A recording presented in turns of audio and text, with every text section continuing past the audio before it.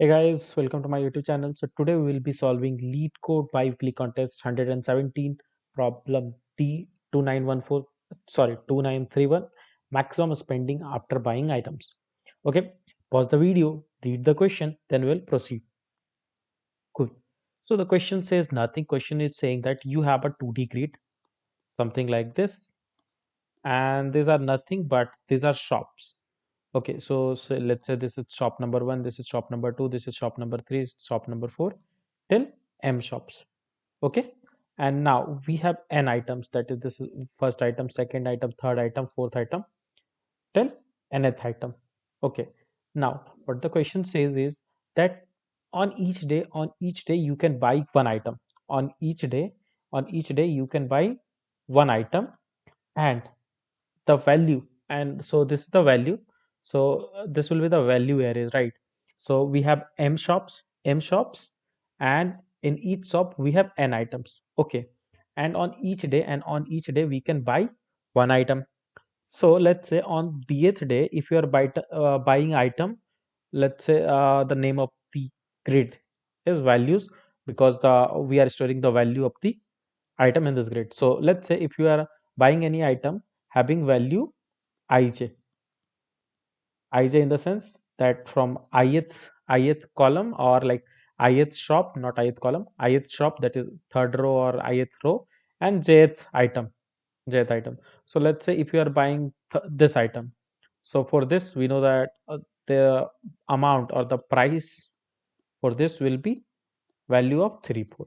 So let's say if you are on dth day, you are buying an item worth value ij, then its total amount or the total cost will become d multiplied by value of ij.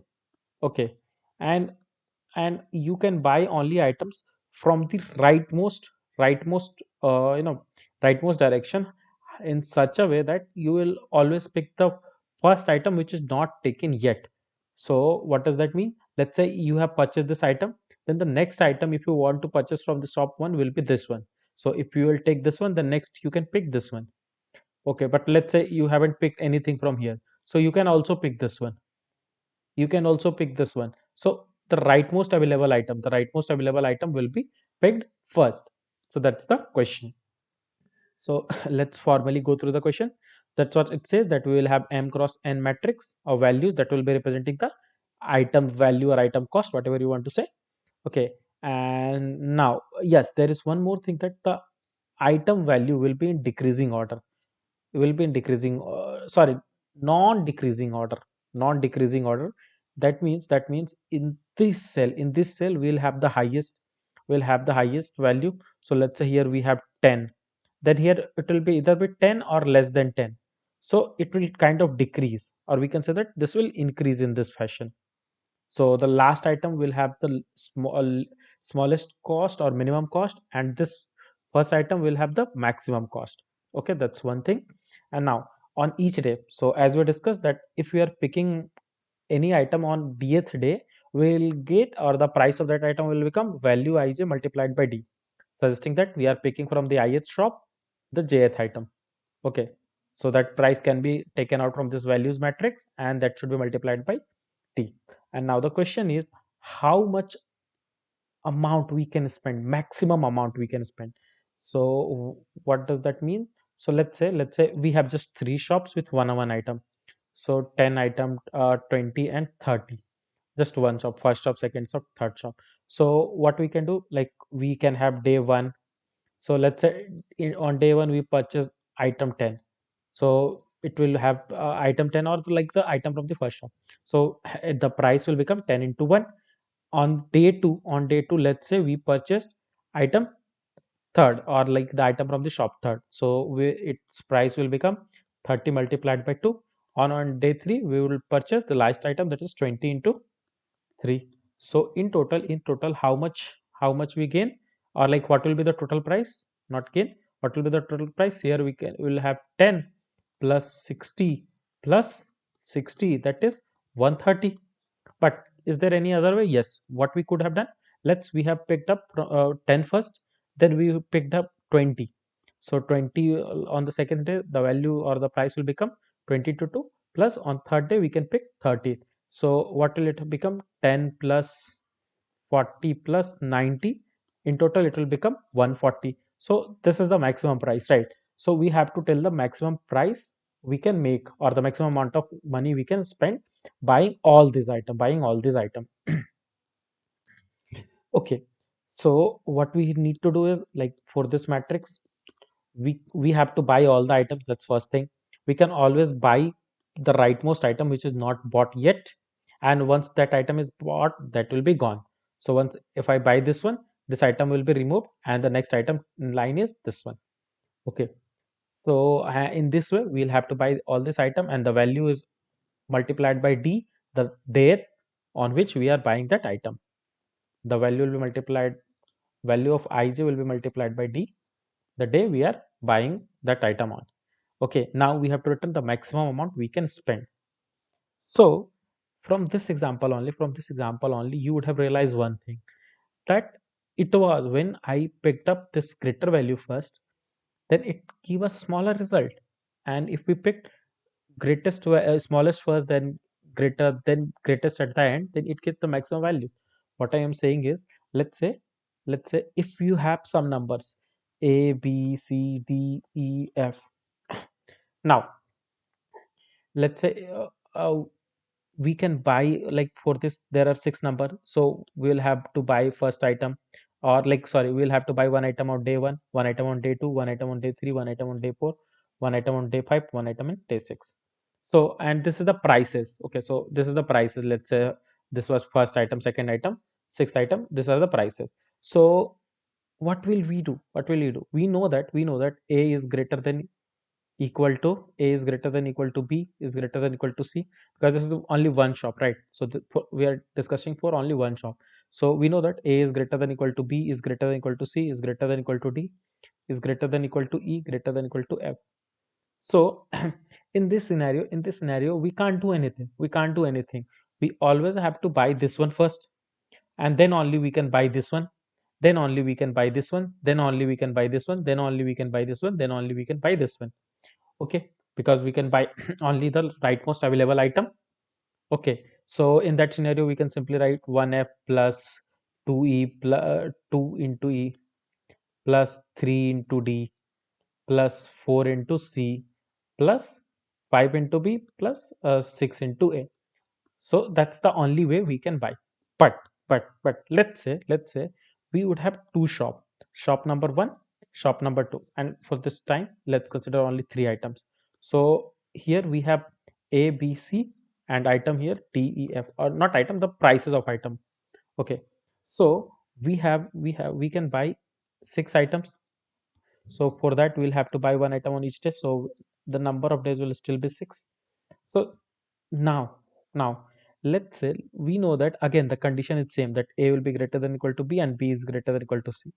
Again d is greater than e, and same is true for e greater than f. Okay. Now on the day first we can either choose c or either choose f, right? So when should we favor, or like when should we choose when? Let's say if c was 10 and f was 8, then this value must be 10 or greater than 10. Okay, similarly this value must be greater than equal to 8. Okay, now if we choose c on the first day, how much points we will get? We'll get 10 points, because 1 multiplied by 10. If we'll choose 8, then how much point we'll get? We'll get 8. And now let's say if we have chose this one, then in the next place we can buy either this or we can buy either this. So if we buy 8 on the first day, we gain 8 point, right? If we buy this one, we'll get, let's say if we're buying or let's say if you buy this one, if we'll buy this one, how much point we will gain? We'll gain 2 into, because we are buying on the 10th day, 2 plus 10. Okay, so after 2 days, the total amount will be 8 plus 20, 28. Okay, this was one approach. But let's say instead of buying F first and then C, we bought C first. So we are buying C first. Okay, C first, and then we'll buy 8, or then we'll buy this F. So in that scenario, what will happen? We are buying 10th on day 1, and then we are buying 8th or F on day 2. So here how much point we'll get? 10 plus 16, which is 28 only. So from here, don't you think, see, this d keeps on increasing. This d keeps on increasing. Now, now we know that for day 2 we have fixed d, that will be 2. Fixed d, that is 2. If we'll buy some item worth 8 rupees or worth 8, then the total amount will give 16. But if we buy this 10, then that will give 20. Okay, so one thing you will realize that if this is 10, okay, the if we'll buy it on dth day, let's say it will give d 10 into d amount, or 10, the price will become 10 into d, and second item is, let's say, 8, and let's say if you're buying into d plus 1th day, so the total amount here it will become something like this: 10d plus 8d plus 8, right? So that will be total amount, and that will equal to 18d plus 8. But let's say if we buy 8, the price with amount 8 first, then what will happen? 8d plus 10 into d plus 1. So in this scenario, what will happen? 8d plus 10d plus 10, right? So where you can say the total amount become 18d plus 10. So we can clearly see that though 18d is common, but 10 is greater than this 8. That means from here what we can observe or what we can see is, it is always good to buy smallest item first, or the minimum item, or the item with minimum price first, and then the maximum price or the greater price. Okay, so that's observation if we have only two items. Okay, like right now we are discussing on two items, so we can see, yeah, that principle is true, because 10 will always be greater than 8. That's why this will give maximum price. Okay, so we are discussing that here we have only two items, then it seems valid. But will it be valid for everyone? Let's see. Or like in our scenario we know that so we know that, let's say here this was 10 and this was 8. We know that this item will either be greater than equal to 8. Sorry, this will item will always be greater than equal to 8, and similarly this item will always be greater than equal to 10. That means, again, if we'll choose, let's say, now we know that if we have only this two item, then we will always choose this 8, right? Again, it will become something like this one, that this 8 and this 10, because we know that this item is already greater than this 10, so we don't need to worry about anything, or we don't need to worry about like which one we have to pick in this one. So what I'm trying to say is, let's say if we'll see for one row, we know that it will be something like, let's say, 100, 50, 70, 20, 10. We know that this will always keep on increasing. And we know that if we have two items, so we have to pick the item with the minimum price first and then the greater price. That's what we saw, right? If we have two items, one is with a price 10 and one is with price 8, then it was always favorable to choose the price 8 first and then price 10. So similarly, if we have this price, it will always be favorable to choose 10 first, then 20, then 70, then 50, then 100, right? And that is the only way possible in case of here. So one thing is, know that we are this is sorted. So again, this will be what will it become? Let's say you pick first, then we will just compare this one and this one. Okay, then we will see whoever is the smaller, then we can pick that. Okay, so from there, what we can realize, I mean, here is also 8, or let's say here it was 9. We know that picking up 9 before 10 will always be a good option or give maximum price. So we should pick 9. But let's say there are many numbers, right? So what we can see, and there is one more point to note, is we cannot buy this item before purchasing these all items, right? So for buying any item, we have to buy all the items on its right. Okay, so what does that mean? That initially, let's say if we have something like this, first of all, we'll have to check in this row. Okay, then we can buy one item, and let's say if we bought this item, then we will shift its pointer. Or say that, let's say we are buying here, here, here. So if we bought this, then shift our pointer to here, and now we'll compare for the minimum value in this all item. So let's say now we bought this one, so we'll shift this pointer to here.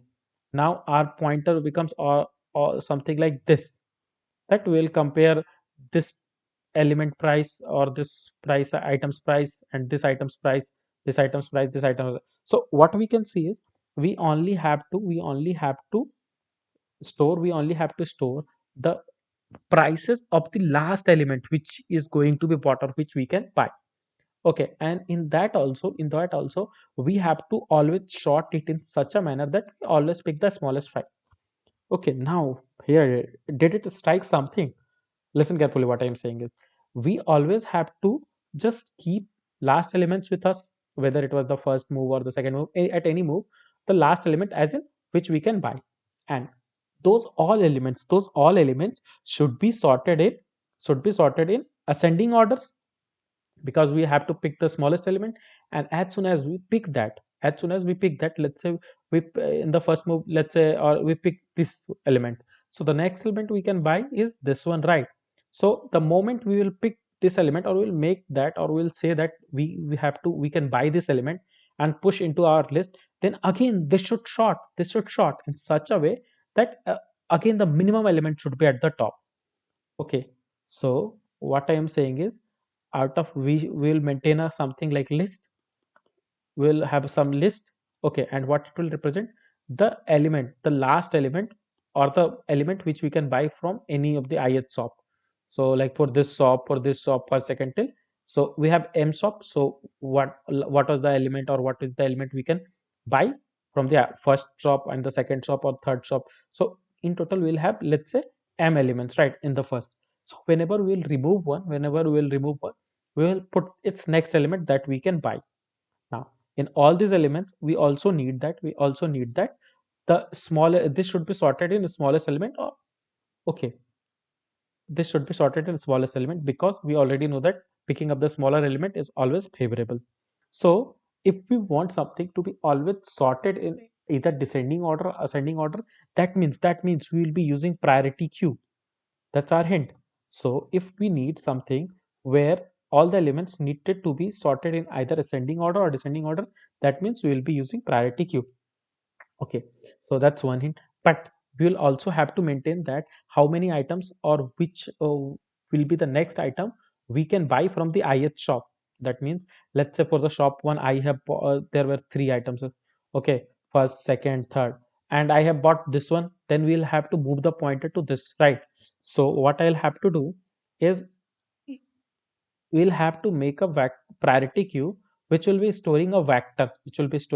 So overall we'll make a priority queue. Okay, we'll be make a priority queue which will store the vector. Okay, such that the I'm just taking out the one element of this priority queue, that is, this vector will first contain what, the value.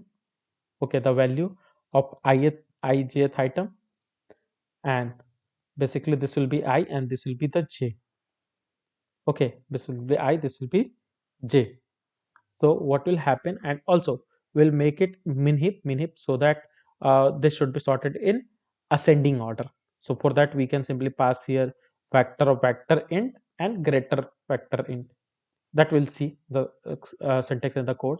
So what will happen if we'll store something like this, then we can simply say that this priority will sort on the basis of this value. So whoever the minimum value we will get in the first place. And second, whenever we will be popping this out, we will check if j minus 1 is still greater than equal to 0. That means yes, we have some elements or some item that we can pick. Okay, if we are here, then we can pick this element, right? So we'll push this element back into the priority queue. Else if we are here, so we'll pop this element and we cannot push anything. So that's why we are checking this condition, right? So code is very simple. Let's go see the code once. I hope the explanation will be clear. So what we'll do, first of all, we'll make a priority queue such that it should be in ascending order. That's why I am passing this one vector of vector LL and greater of vector LL. LL is nothing but the long long. Okay, now first we have calculated the sizes, and first of all we put the last element. Why? Because we know that in the start we will have to start from these elements, right? So in all the shops, these all m shops, I have pushed the last element, and our shop value, our shop will be value will be nothing, that is row number, that will be I, and the column number is n minus 1 for all these values, right? And initially the day was 1, so that's why we have day 1. Answer is 0. We'll keep on adding into the answer. So first of all, we'll pop the element, and we know that it's day 1, so we multiplied day by the first element, whoever the smallest element we have, and we have incremented the day, so that the next time we'll pop anything from this one, we'll multiply with 2, similarly 3, then 4, d will keep on increasing. Now whenever we'll pop any element, we'll check if there is any element to the left of it. So if, let's say, if we have this was the element we popped out, right? So we'll check if there is any element. Yes, here it's element, so we need to push this element back into the priority queue, right? Similarly, if we are at the end, we won't be pushing. So before reaching at the end, we'll keep on pushing back into the priority queue. Why? Because the moment we bought any so why so the moment we buy this item, we are eligible for buying this item. That's why we are pushing back into the priority queue. Okay, so finally, when this there will be no item left in the priority queue, that means we have bought all m into n items, and we can finally return our answer. So it's an accepted solution.